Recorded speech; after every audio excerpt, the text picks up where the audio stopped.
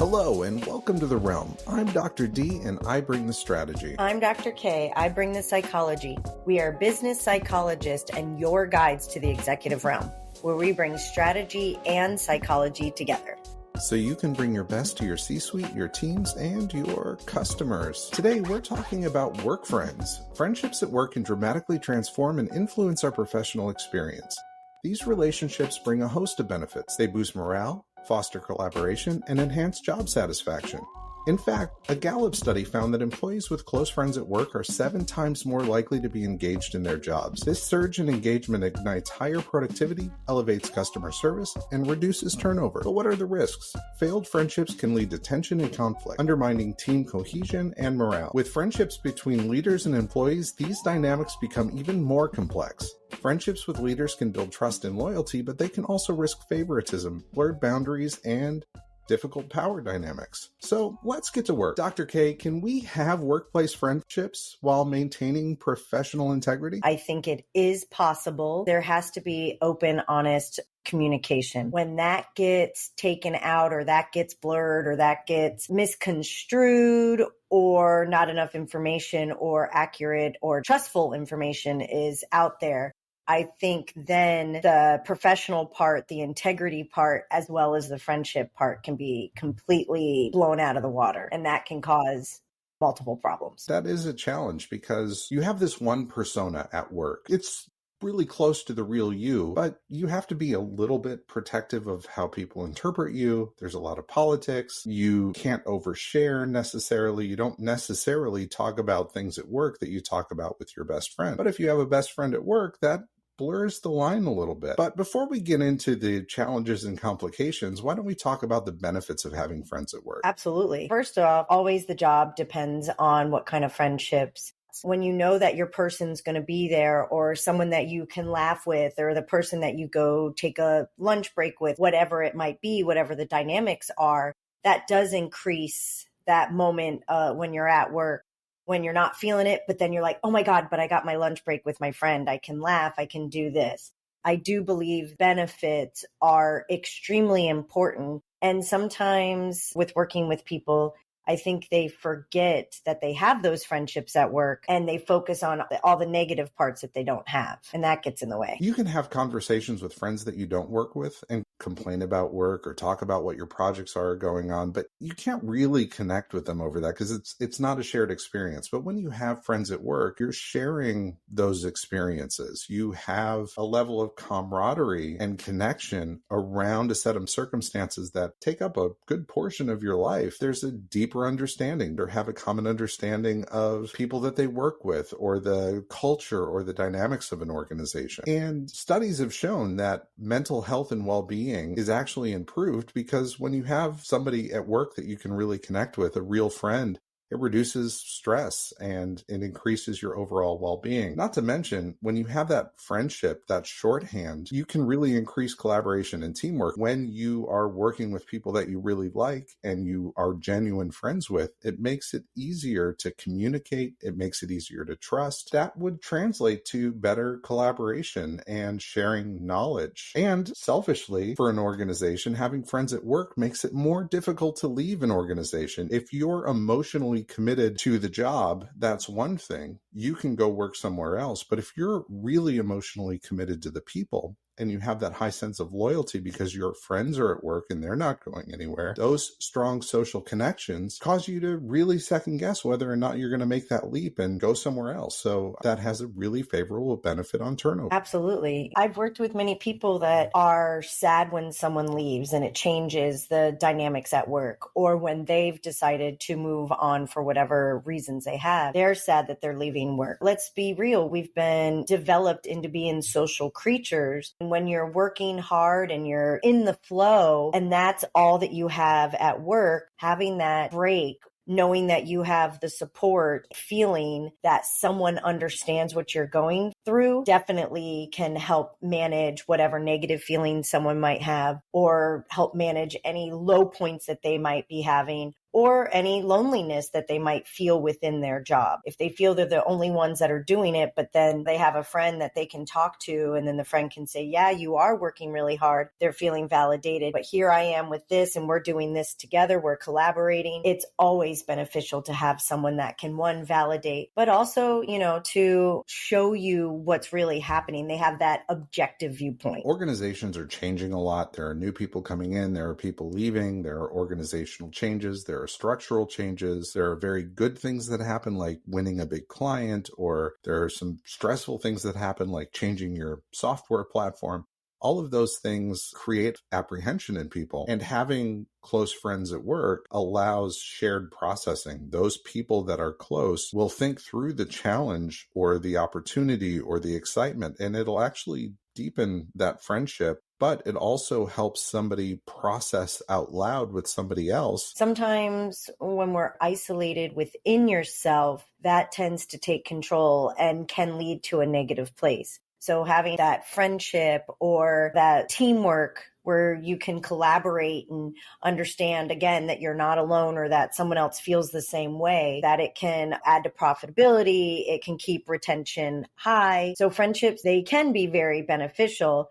Again, it also can have its risks. There are downsides of having friends at work. If one friend starts to develop a negative perspective or a negative outlook on an organization or a situation, that can very quickly spread between friends in that camaraderie. It can poison people who wouldn't be otherwise bothered by something, but it can be negatively reinforced by one person going, wow, I really hate this person. And then that can create an in-group and out-group bias. All of a sudden, a little group of friends who work together are not working to collaborate and solve a problem. They're sticking together against whatever that problem is, reinforcing negative thoughts and reinforcing negative behaviors towards a person or a situation or an organizational change. Yeah, and it also can be that one person or a few people could be bothered by something that someone else isn't bothered or isn't privy to, and that person could be negatively influenced without even knowing that they're being negatively influenced. And it might not be that we're having the mean girls group come in and they're like, okay, we're going to make sure this person's on our side. But when we hear things over and over, we start going, oh my gosh, do I feel that way? Do I need to look at that? And then we start looking, and we can always find something to support what we're looking for, whether or not it's actual evidence to support what we're looking for. We can always, because we can read into it, we can have a perspective that just forms around what we need it to form around. That's where people need to be autonomous in their own thinking. Take in what you're hearing, look, do your own reconnaissance, and look to see is this something that's happening? How much is it to the degree that someone is saying it's happening, the intensity, the frequency, or is that because they have a negative perception or they have a fearful perception or an anxious perception? And also we need to take into consideration, was their work-life balance okay? Do they have so much negativity going on outside of work that something negative inside is now manifesting bigger because they've got so much going on? And that's where, again, that autonomy of your own thoughts and emotions. What are you experiencing personally?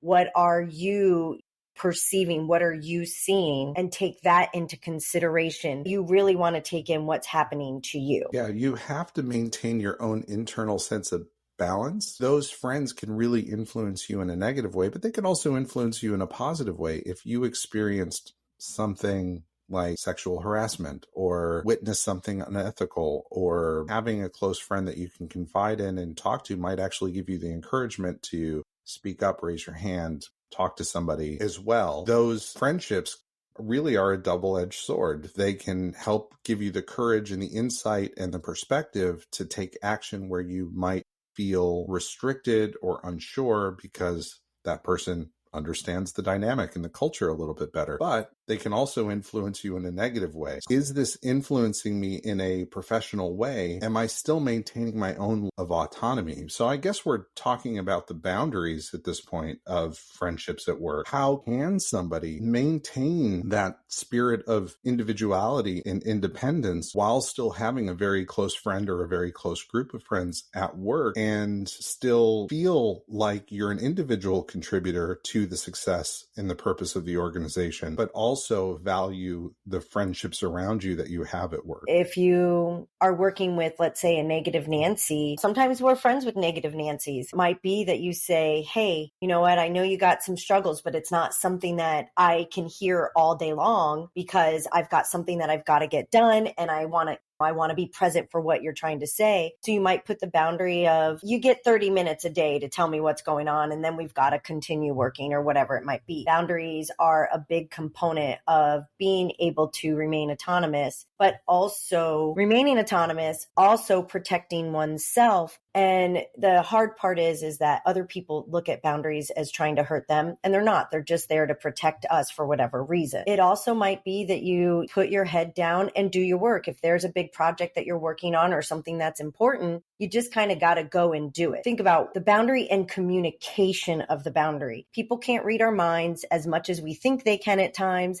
They can't. No one can read our minds. And we need to communicate what we need for that person. Hey, I'm really busy. Let's chit chat about it on our break or at lunch or happy hour after work, whatever it might be. But right now I can't do that. So boundaries, communication, and also understanding where is the level of our friendship. There are times where you have friendships outside of work and then you work together. There are times that you start working together, you build a friendship at work, and then it builds outside of work. And understanding that those can be, at times, need to be two very different types of friendship. Friendships at work, you're going to talk about what needs to get done. And hey, you're not doing your part, or hey, I need more from this. And then the time outside of work, you might chit chat a little bit about work or whatever it might be, but then it's talking about stuff outside of work. So you need to better and be really honest with yourself. What is our level of friendship? I've had a ton of work besties. We didn't hang out much outside of work, and I knew that.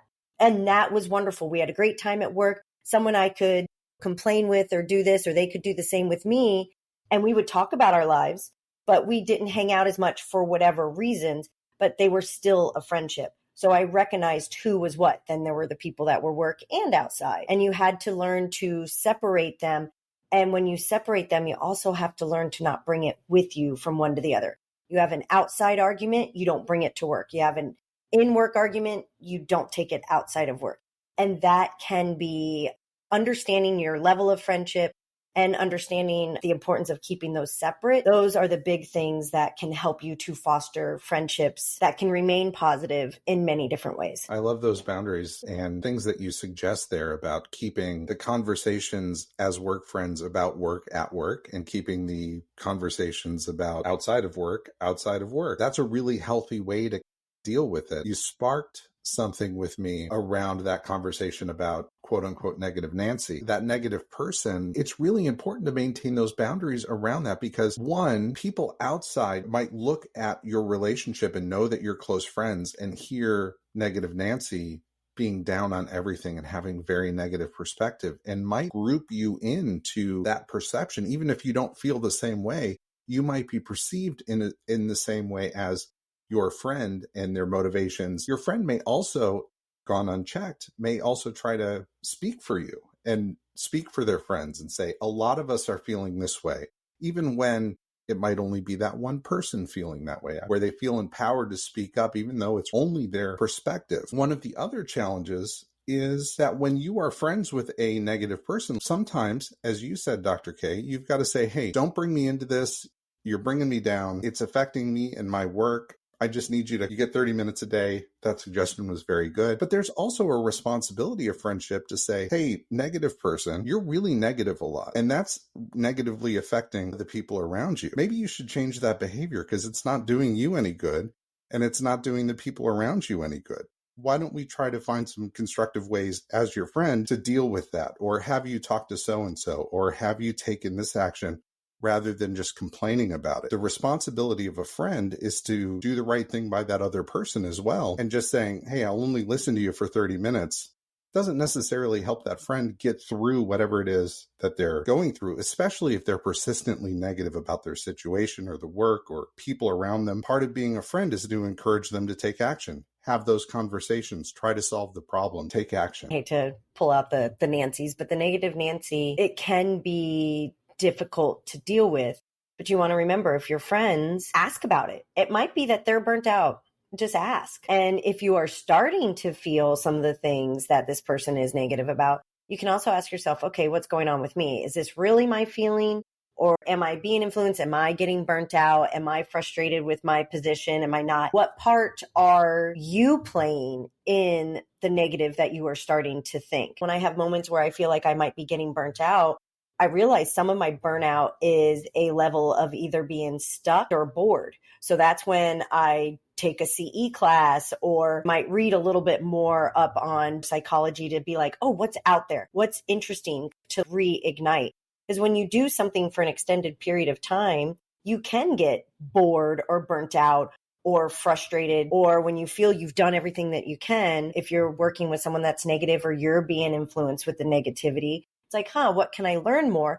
And maybe you help that person. Maybe they don't recognize what's going on with them. The other challenge is that we all have friends, but just because we have friends, we don't really know everything about that other person. Somebody might be having some mental health struggles or might have some deep unresolved conflict or something going on in their personal lives that they're not comfortable with sharing, even with their close friends or family. They might not even recognize the challenge themselves. They may have some mental condition that's yet undiagnosed. They might not even know that they're dealing with something. You can't necessarily understand what's going on in another person's head. You have to be very careful about how you allow other people to influence you positively or negatively. You have to be responsible for your own agency. And you bring up the question of if that person's going through something or always negative. The question that I try to ask myself is, I'm starting to feel negative. What can I do about it? Am I feeling negative because I'm being influenced by some outside person or behavior? Is there something that I'm doing that I could be doing differently? If there's a situation, can I exit myself from that situation, or can I take some action to try to resolve that situation? Am I having all the conversations that I have? If I considered all my options even to put out on the table, and am I making the right decisions to try to get out of this negative headspace at work or at home or anywhere? And sometimes it's easier to just be negative about something. It's harder to take action and actually step up and have a conversation with a person that you don't like, or do something that's really, really difficult, but you know it needs to get done or it's going to catch up with you at some point. And it's easy to be influenced by other people who are having their own situations that might be piling up on them, and being influenced by that and allowing it to affect your mood or your view or perspective on your situation. That teamwork, that support, that validation. And something to remember is that we tend to, it started when we were young, and I don't think it's something that will ever stop. I don't always see it as a bad thing, but we do tend to click off. If you've got stuff in common with people, you tend to click off. You know, the people that played sports in high school tended to hang out because they played the sports and did all the practices and everything. The dancers or the cheerleaders or people that were National Honor Society, because you had common things. That part's not always a negative. It's when you are clicked off with another team, with other team members, and you don't allow, if there's a new team member coming in, you don't allow them in, you don't make them feel comfortable. That's not going to help your team. That's not going to help the individual. Friendships, you need to give a chance for the friendship/team to develop at work. And that's a huge component of remembering when you have someone new coming in, what do we do with that?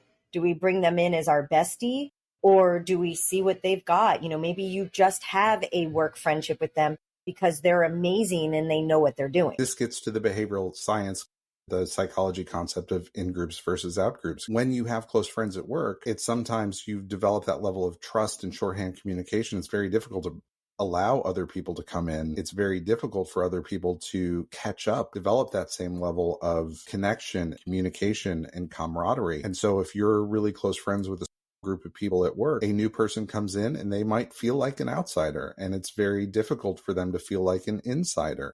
especially if the group of friends all look and have similar demographics and have lived a very similar cultural background. It can feel like to somebody of a different cultural background that there might be something else going on, even if that's not the intention. So these are some real challenges in an organization. The other topic to talk about of challenges in an organization is not all friendships last. Sometimes things happen that cause friendships to fail slowly or fail spectacularly. When you really dislike somebody because a friendship has failed and you still have to work with them, there are a lot of consequences to that as well. First of all, it just becomes so confusing. It becomes convoluted, and you get caught between a rock and a hard place. There's this person that friendship loved and you worked together and maybe it was awesome.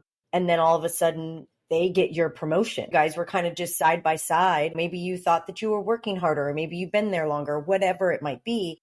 And that person gets the promotion or gets a raise before you, or whatever it might be. And it's hard to, what you want to do is you just want to blame the immediate, which is the person which is the friend, instead of, hey, what's going on? Why did my boss look at this? What was going on? What did they see that I didn't see? And that can be difficult. Why did I get overlooked? And egos come into play, disappointment, anger, frustration, and maybe even the expectation that we might have had. All that goes, out the window, and we become so frustrated that we can't see the person, our friend, we can't see them the way that we saw them before. When friendships fail, and they can fail for all kinds of reasons, I think that's a really good work example, a complicated work example when your friend becomes the boss, and we'll talk about that in just a second. When a friendship ends, you go through a grieving process. You are sad and angry sometimes, or it might be anger first and then sadness. There's complicated emotions that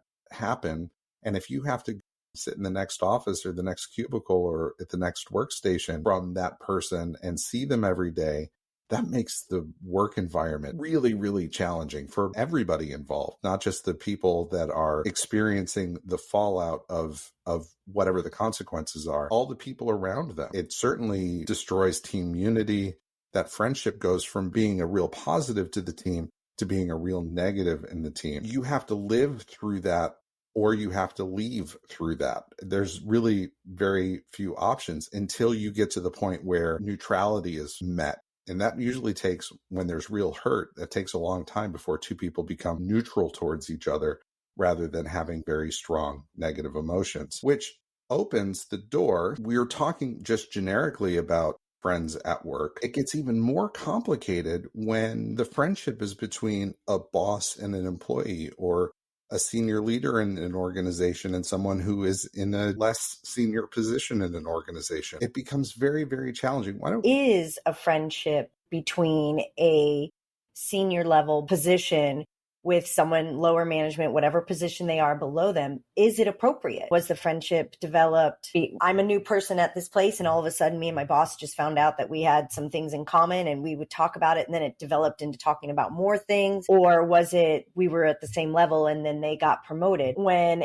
someone is friends with their boss, how does that look to other people? What benefits does someone get? And we all can be honest, we've seen it's not easy to be the boss and then to treat every single person at whatever level they are exactly the same, especially when you know you're going to go to someone's house over the weekend for a barbecue. The problems that can arise, are you picked for the better roles or the better projects just because you're friends with the boss? Are you the boss's pet? And then how does that affect your relationships with your team at the same level as you? A big, huge negative feedback loop that potentially can easily be, it could take its time and blow up, or it could blow up immediately.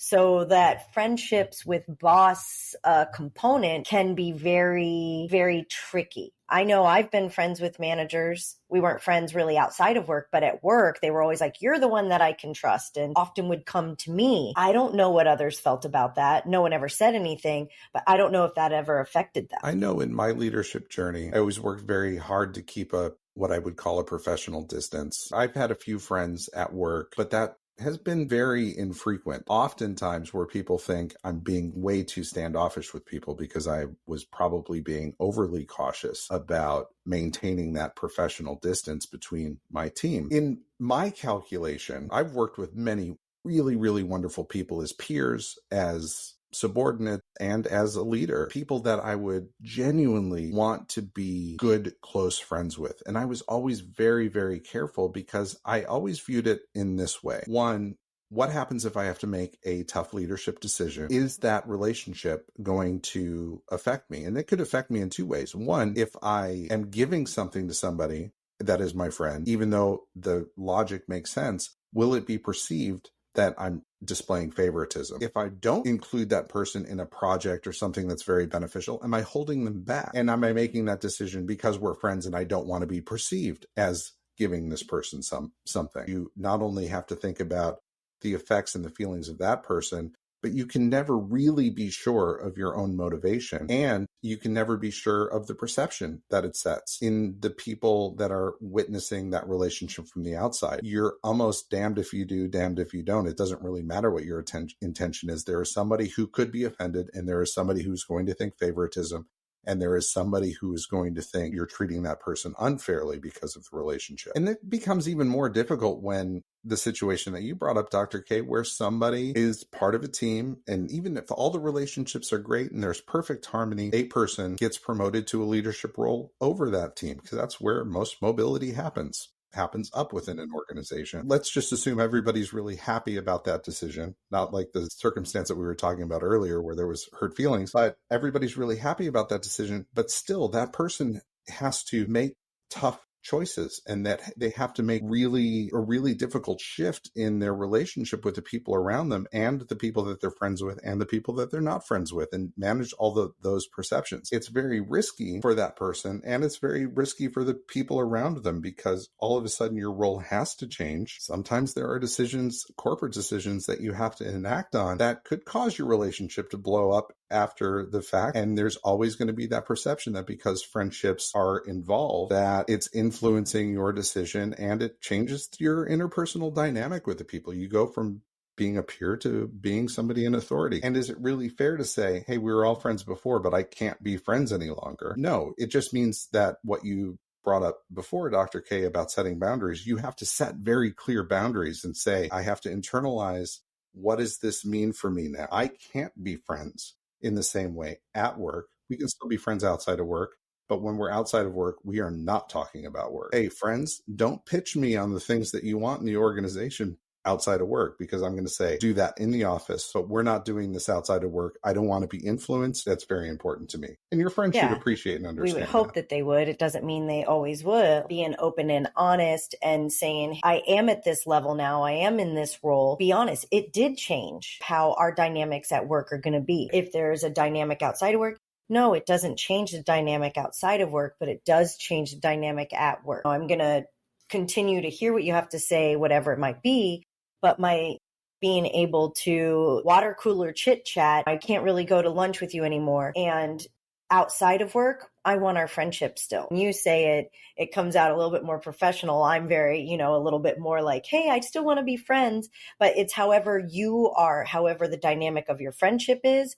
as well as what you are most comfortable with in your communication with someone. But the biggest thing, and I know I've said this over and over, communication, transparency, and honesty in any relationship is the best cliche, but is the best policy, because you don't want someone to read into something that's not there.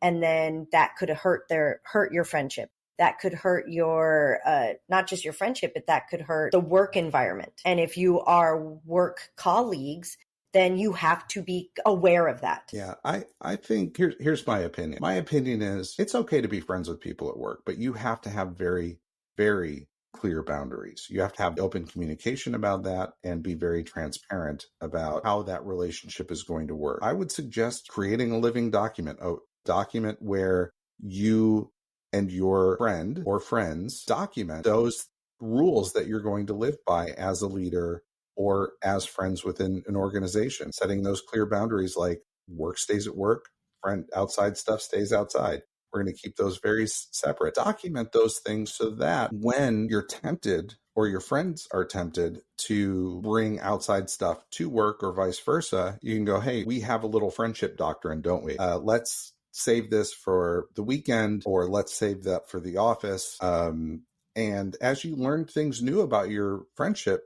add it to the document. Because then if somebody comes to you and says, hey, I'm really concerned because I'm worried your friend is getting a lot of seems to be getting preferential treatment on things, or you seem to be gravitating towards those ideas more when we're in a meeting, you can reflect and say, oh, man, maybe I am. I really need to think about this, but let me open up our friendship agreement here, our work friendship agreement, and see if I've done anything that might need to change, or if there's anything that I hadn't considered that we need to add to this friendship doctrine. And I think that would be a really practical way if you're going to engage in friendship at work. Sometimes you can't help it. You're just surrounded by people you like, and for long enough, you become friends. You have to have something that you can rely on and remind yourself on. And if you're a leader, be held accountable to make sure that you're not violating any professional boundaries or any professional perceptions. Maybe if you're just friends with people and you're on the same level, that's a little bit different. But when someone is at a higher level, whatever that might be,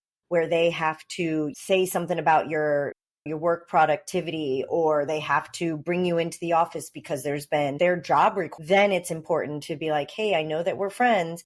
I have moved up. I'm going to have to say these things. It's not always personal, something against your character. But if you're not doing what your job is requiring, what you know that your job has know that if your boss friend comes to you and says, listen, you've been clocking out early. You have to remind yourself, this isn't about me as a human. This is about what I'm doing at work. And that's not easy. Yeah. And you also have to maintain 100%. And you also have to maintain confidences. You know things about other people and you can't share that. And that is another really core and important part of that. I'm not going to share with you everything. I can't share with you anything. I can't give you insider information now that I'm the boss. And you, as my good friend, are not going to pressure me into doing that or ask me to do anything to tell you about other people's salaries or other people's performance or inside baseball going on in the C-suite or whatever that might be.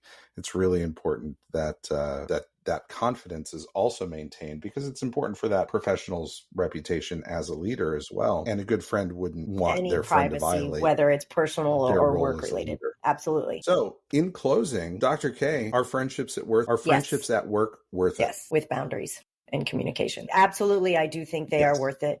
Because we spend most of our time at work. So yes, I do think they are important. I agree 100%. I love the way you said that. Yes, with boundaries. Well, thank you for that, Dr. K. And to all of you joining us on this journey to the realm. And I'm Dr. K, and we are looking forward to your next visit to the executive realm.